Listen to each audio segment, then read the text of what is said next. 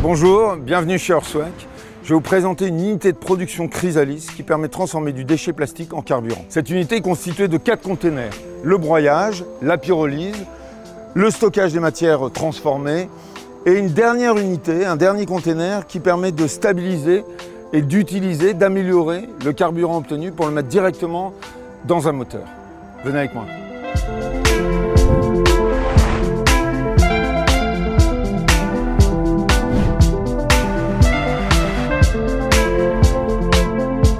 Comme je vous le disais, nous voici dans le container qui gère toute la partie broyage du déchet plastique avec un broyeur, tout ce qui est plus classique.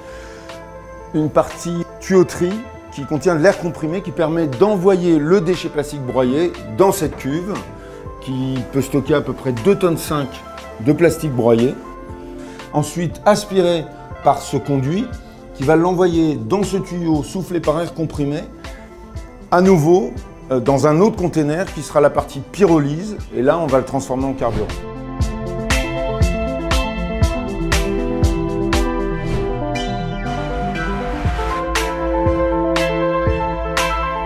Donc le plastique poursuit son chemin à travers ce conduit d'air comprimé qui va l'amener juste derrière le container pour alimenter ce système de chargement continu.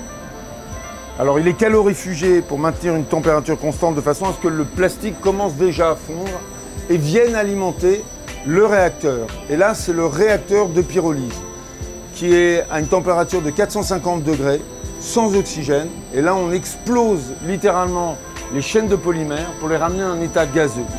Notre déchet plastique que nous avons transformé en gaz est propulsé par ce conduit dans une colonne de distillation qui va nous permettre d'obtenir 3 coupes. Une coupe gaz, une coupe essence et une coupe gasoil qui est aujourd'hui la plus importante. Et là actuellement on voit le gasoil couler directement dans une cuve tampon et alimenter le container numéro 3 qui est juste derrière et qui sert à stocker les matières transformées. Alors là nous sommes dans le poste de contrôle de l'unité Chrysalis qui nous permet de piloter chacun des containers.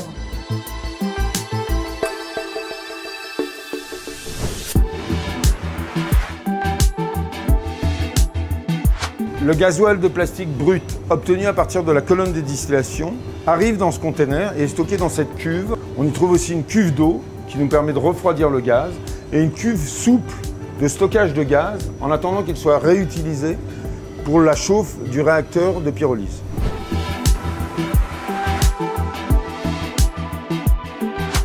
Nous sommes dans le 4e et dernier container qui reçoit le gasoil brut afin de le transformer, de l'améliorer considérablement pour en faire un gasoil d'utilisation dans n'importe quel moteur.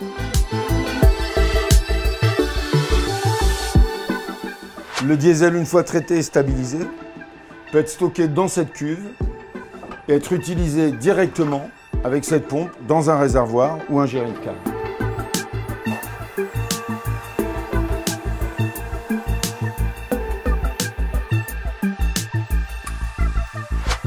Donc maintenant, il ne reste plus qu'à remplir le réservoir du générateur. Voilà, je pense qu'il y en a suffisamment.